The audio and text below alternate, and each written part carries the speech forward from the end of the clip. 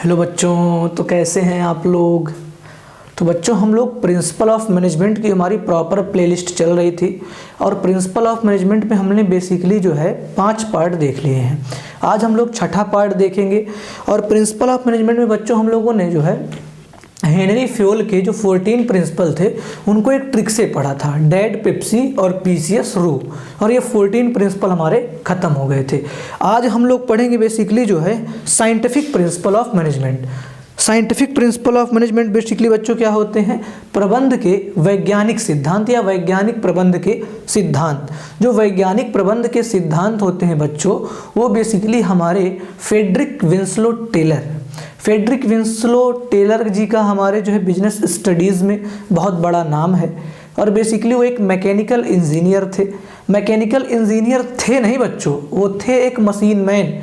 It means जब वो organisation में गए, क्योंकि उनको नेत्रों से कम दिखाई देता था, उनकी आंखों की रोशनी कमज़ोर थी, तो उनको कोई भी संगठन वाला नियुक्त नहीं कर रहा था। तो एक मशीन मैन से उन्होंने काम करना स्टार्ट किया और वो कंपनी का नाम था मिडवेल स्टील कंपनी। और मिडवेल स्टील कंपनी ने उन्होंने एक मशीन मैन से काम स्टार्ट किया और मुख्य अभियंता के पद पर, इट मीन्स चीफ इंजीनियर के पद पर वो पहुँचे। अगर हम इनके जन्म की बात करें तो इनका जो जन्म हुआ था वो 1856 अमेरिका, इनका जन्म 1856 यूनाइटेड स्टेट ऑफ अमेरिका में हुआ था। इनकी आंखों की रोशनी कम थी, तो इनको कोई भी संगठन वाला संगठन में नियुक्त नहीं करता था। देन मिडवेल स्टील कंपनी में एक मशीन मैन के नाम से, इट मीन्स मशीन मैन की पोस्ट थी, वहाँ वो मशीन में चलाते थे, मशीन को काम करते थे, मशीन में जो प्रोडक्शन वगैरह होते थे वहाँ का वो मशीन चलाते थे। उस मशीन मैन से उनकी नियुक्ति हुई और एक दिन ये चीफ इंजीनियर, जिसको हम लोग मुख्य अभियंता, उसके पद पर पहुँचे। तो कहीं ना कहीं बच्चों ये बहुत बड़ी बात है कि एक मशीन मैन से, है ना, एक नॉर्मल वर्कर से मशीन मैन, देन क्या बच्चों, चीफ इंजीनियर, मुख्य अभियंता के पद पर पहुँचना बहुत बड़ी बात होती है। तो आज इन्हीं के हम जो है 5 प्रिंसिपल पढ़ेंगे और उसके बाद इनकी हम टेक्निक पढ़ेंगे। तो आज हम लोग प्रिंसिपल पढ़ेंगे और नेक्स्ट वीडियो में हम लोग क्या पढ़ेंगे? इनकी टेक्निक पढ़ेंगे बच्चों। तो चलिए हम लोग स्टार्ट करते हैं। तो जो हमारे टेलर थे, सबसे पहले इनका जो पूरा नाम है ना, Frederick Winslow Taylor, Frederick Winslow Taylor. इसको हम लोग हिंदी में लिख लें बच्चों, फ्रेडरिक विंसलो टेलर। टेलर जी का जो जन्म हुआ था, इनका जो जन्म हुआ था बच्चों वो 1856 में हुआ था, यूनाइटेड स्टेट ऑफ अमेरिका, जिसको हम लोग हिंदी में बोलते हैं संयुक्त राज्य अमेरिका। अब बच्चों इनका जो जन्म हुआ, हम लोग यहाँ पे एक चीज़ और लिख लेते हैं इंपॉर्टेंट पॉइंट में, इनके नेत्र, है ना, नेत्रों से कमज़ोर थे। इनकी क्या थी? आई जो है वो क्या थी? वीक थी। आई वीक थी इनकी, तो इनको जो है काम नहीं मिलता था। फिर देन इन्होंने एक कंपनी थी जिसको हम लोग बोलते हैं Midvale steel company. Midvale steel company में इन्होंने एक normal worker, Midvale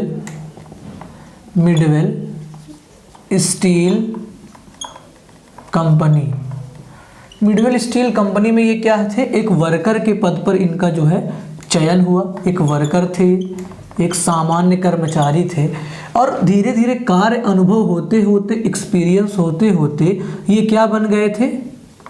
machine man. और मशीन मैन की ये भी धीरे धीरे क्या है कि चीफ इंजीनियर के, जिसको हम लोग बोलते हैं मुख्य अभियंता के पद पर ये पहुंचे। बच्चों इन्होंने ये पाया कि जो कर्मचारी हैं, जो प्रबंध का उच्च स्तर का प्रबंध है और जो निम्न स्तर का प्रबंध है, अर्थात कर्मचारियों और प्रबंधकों के बीच क्या रहता है, आपस में तनाव रहता है, आपस में मनमुटाव रहता है, वो आपस में एक दूसरे से सेटिस्फाइड नहीं है। तो इन्होंने क्या किया कि देखिए, इन्होंने कहा कि देखिए जो हमारा जो मैनेजमेंट है वो कोई अंगूठा टेक नियम नहीं है। कोई भी अनपढ़ व्यक्ति प्रबंध नहीं कर सकता है। प्रबंध के लिए भी प्रॉपर ज्ञान होना चाहिए, नॉलेज होना चाहिए, तभी कोई व्यक्ति प्रबंधन का कार्य कर सकता है। अगर हम बात करें तो इन्होंने अपनी टेक्निक्स भी दी हैं, जिसको हम लोग क्या बोलते हैं, इन्होंने अपनी क्या दी हैं, टेक्निक दी हैं, तकनीकियाँ दी हैं। इन्होंने अपनी तकनीक दी हैं और इन्होंने अपना क्या दिया है, प्रिंसिपल। इन्हीं के प्रिंसिपल को हम लोग क्या बोलते हैं, साइंटिफिक प्रिंसिपल ऑफ मैनेजमेंट, प्रबंध के जो है वैज्ञानिक सिद्धांत। यहाँ पर हम लोग अगर देखें तो जो इनकी मृत्यु हुई, अर्थात ये इनकी जो डेथ हुई थी वो 1950 में हुई थी, 1915 में इनकी डेथ हुई थी। और इनका हमारे जो है व्यावसायिक अध्ययन में बहुत बड़ा योगदान है, हमारे प्रबंधन में बहुत बड़ा योगदान है। अब कैसा योगदान है, क्या योगदान है, तो अब हम लोग जो है सिद्धांतों के माध्यम से समझते हैं। तो चलिए आप लोग हेडिंग डालिए, साइंटिफिक प्रिंसिपल ऑफ मैनेजमेंट। बच्चों, प्रबंध के वैज्ञानिक प्रबंध के सिद्धांत।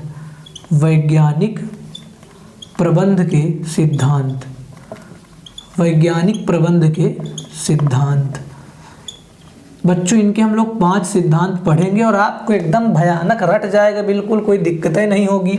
तो पहला इन्होंने जो सिद्धांत दिया बच्चों, जो पहला प्रिंसिपल दिया, उन्होंने कहा SCIENCE, साइंस और नॉट रूल ऑफ थंब। इसका मतलब क्या हुआ बच्चों, इन्होंने कहा कि जो मैनेजमेंट है वो विज्ञान है, विज्ञान ना कि अंगूठा टेक नियम। अब ये क्या है बच्चों, चलिए इसके बारे में हम समझते हैं। उन्होंने कहा, फ्रेडरिक विंस्लो टेलर जी ने कहा कि जो मैनेजमेंट है वो भी एक साइंस है। इट मीन्स इसमें भी थ्योरेटिकल नॉलेज की ज़रूरत पड़ती है, प्रैक्टिस एंड एक्सपेरिमेंटेशन की ज़रूरत पड़ती है। ये केवल और केवल जनरल गाइडलाइन नहीं है, बल्कि इसको फॉलो करना एकदम कंपलसरी है। और कोई भी अनपढ़ व्यक्ति जो बिल्कुल ना पढ़ा लिखा हो, उसको अगर मैनेजर बना देंगे आप, तो एक ऑर्गेनाइजेशन कभी भी ऑर्गेनाइजेशनल गोल को अचीव नहीं कर सकता है। तो यहाँ पर इन्होंने कहा कि जो मैनेजमेंट करे वो साइंटिफिक पर्सन होना चाहिए। इट मीन्स उसको rules and regulation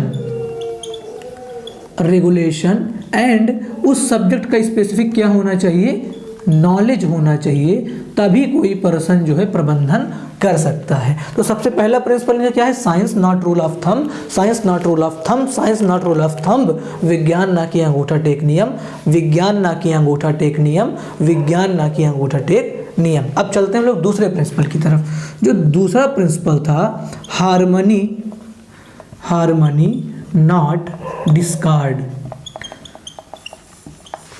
harmony not discard का मतलब इसमें होता है सहयोग ना कि टकराव, सहयोग ना कि टकराव।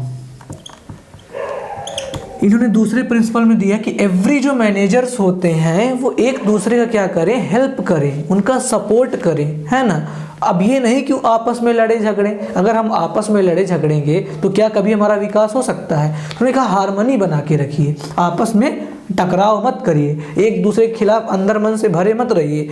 इट मीन्स देखिए, जब वर्कर गलती करे तो मैनेजर उनको डांट सकता है, लेकिन अगर मैनेजर गलती करता है तो वर्कर भी उनको समझा सकते हैं कि आप यहाँ पर गलत कर रहे हैं। तो जो डिसीजन मेकिंग होती है ना, वो सबको कंबाइंड मिलकर लेना चाहिए। तो इसका मतलब होता है कि every managers and every workers सब आपस में क्या करें, एक दूसरे का सपोर्ट करें और आपस में डिस्प्यूट ना करें, आपस में लड़ाई झगड़ा ना करें। जिससे अगर ऐसा रहेगा तो संगठन जो है आसानी से अपने संगठनात्मक गोल को अचीव कर सकता है।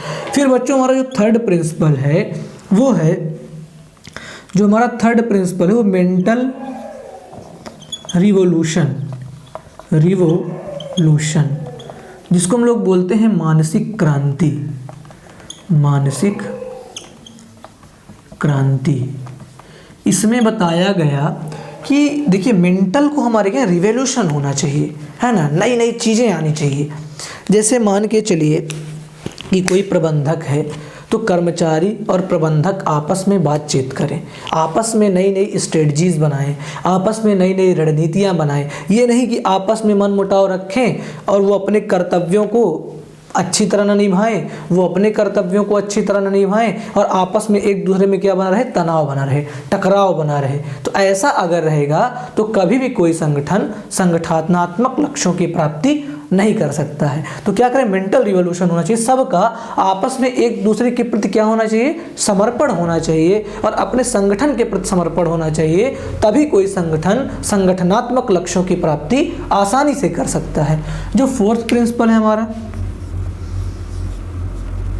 फोर्थ प्रिंसिपल बच्चों अगर हम बात करें तो ईच डेवलपमेंट ऑफ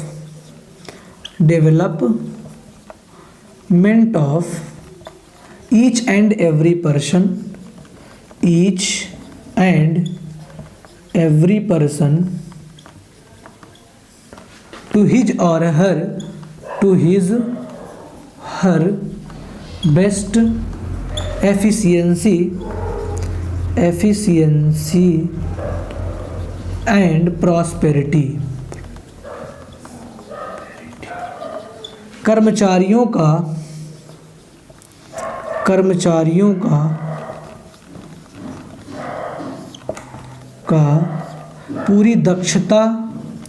पूरी दक्षता एवं क्षमता के साथ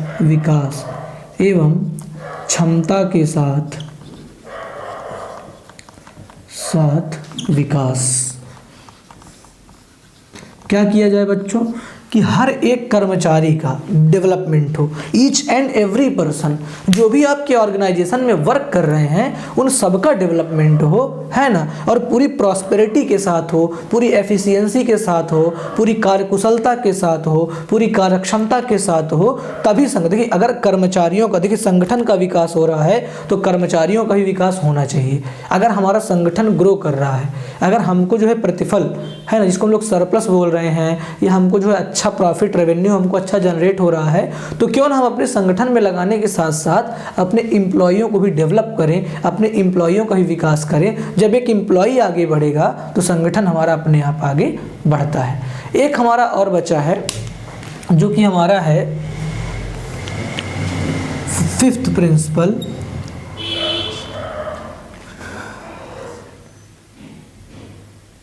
फिफ्थ प्रिंसिपल बच्चों हमारा है सहयोग ना कि व्यक्तिवाद। सहयोग ना कि व्यक्तिवाद।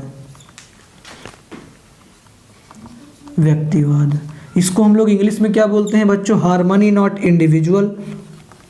Harmony not individual. Harmony not individual का मतलब ये होता है बच्चों कि सहयोग किया जाए, किसी व्यक्तिवाद ना किया जाए। इट मीन्स जो हमारे ऑर्गेनाइजेशन में जो मल्टीपल वर्कर काम कर रहे हैं उनका सबका पहली बात क्या किया जाए, इनका सपोर्ट किया जाए और कभी भी हमको व्यक्तिवाद नहीं करना। जैसे व्यक्तिवाद का मतलब क्या होता है कि ये भैया लिली हैं, ये लुलू हैं, है ना, और ये दोनों क्या है, मैनेजर हैं, और इनके जो है कोई रिलेटिव की एक ईटा बालू गिट्टी सरिया सीमेंट की दुकान थी, इट मीन्स बिल्डिंग मटेरियल की दुकान थी, और ये सामान महंगा देते थे। मान लीजिए ये सामान क्या देते थे, महंगा देते थे सामान। अब महंगा सामान दे रहे हैं लेकिन अब ये सोच रहे कि हमारे ही रिश्तेदार का विकास हो, चार पैसा इसी को मिले। अब ये तो मुस्कुराते मुस्कुराते बेचारा लूट रहा है। तो हमको क्या करना है ना कि इनके पास नहीं जाना, इंडिविजुअल के पास नहीं जाना है, बल्कि हमको अपने ओवरऑल ऑर्गेनाइजेशन का ग्रो देखना है। तो किसी इंडिविजुअल को महत्व नहीं देना है, किसी इंडिविजुअल को इम्पोर्टेंस नहीं देना है, बल्कि सबका हित करना है ना। हार्मनी नॉट इंडिविजुअल, कि मतलब सबका सहयोग करना है, किसी इंडिविजुअल का नहीं करना है कि अगर संगठन में कोई रिलेटिव्स है तो उसका ही विकास करिए, है ना, इंडिविजुअल का करिए और सबका ना करिए, ऐसा नहीं है। हमको ईच एंड एवरी पर्सन का डेवलपमेंट देखना है, किसी इंडिविजुअल पर्सन का डेवलपमेंट नहीं देखना है। ठीक है बच्चों, तो ये बेसिकली हमारे जो है साइंटिफिक प्रिंसिपल ऑफ मैनेजमेंट थे, जो प्रबंध के सामान्य, जो हमारे प्रबंध के जो है वैज्ञानिक प्रबंध के सिद्धांत थे, जिन्होंने फ्रेडरिक विंसलो टेलर जी ने दिया है। और मुझे उम्मीद है कि आपको वीडियो काफ़ी अच्छा लगा होगा और बहुत आसान शब्दों में हम लोगों ने इसको समझा भी। तो नेक्स्ट वीडियो में बच्चों हम लोग पढ़ेंगे टेलर की टेक्निक, है ना। लेकिन उसके पहले कुछ पंक्तियां मैं आपको निवेदित करूंगा, जिससे आपके अंदर एक उत्साह बना रहे, एक जुनून बना रहे, और उस जुनून को पूरी तरह आप लेकर और जीवन के क्षेत्र में निरंतर आगे बढ़ते रहें, है ना बच्चों। तो जैसे कि गति प्रबल पैरों में पड़ी, फिर क्यों रहूं मैं दर दर खड़ा। गति प्रबल पैरों में पड़ी, फिर क्यों रहूं दर दर खड़ा। जब मेरे सामने है रास्ता इतना पड़ा, जब तक न मंजिल पा सकूं तब तक मुझे न विराम है। जब तक न मंजिल पा सकूं तब तक न मुझे विराम है। चलना हमारा काम है, चलना हमारा काम है। तो निरंतर चलते रहिए, लगातार चलते रहिए, मंजिल तो अपने आप मिल जाएगी। आगे क्या है, कुछ कह दिया, कुछ सुन लिया, कुछ बोझ अपना बट गया। अच्छा हुआ तुम मिल गई, कुछ रास्ता ही कट गया। कुछ कह दिया, कुछ सुन लिया, कुछ बोझ अपना कट गया। अच्छा हुआ तुम मिल गई, कुछ रास्ता ही कट गया। तो जब तक आपके पैरों में प्रबल गति नहीं होगी तब तक आप सफलता नहीं पाएंगे। तो जब वो मिल जाएगी तो तितलियों की तरह पर रंगीले आपके हो जाएंगे और आप भी जीवन में कामयाब हो जाएंगे और सब आपको महत्व देंगे। तो लगातार आप मेहनत करते रहिए, निरंतर आप संघर्ष करते रहिए और डटे रहिए। तब तक के लिए शुभ रात्रि, जय हिंद।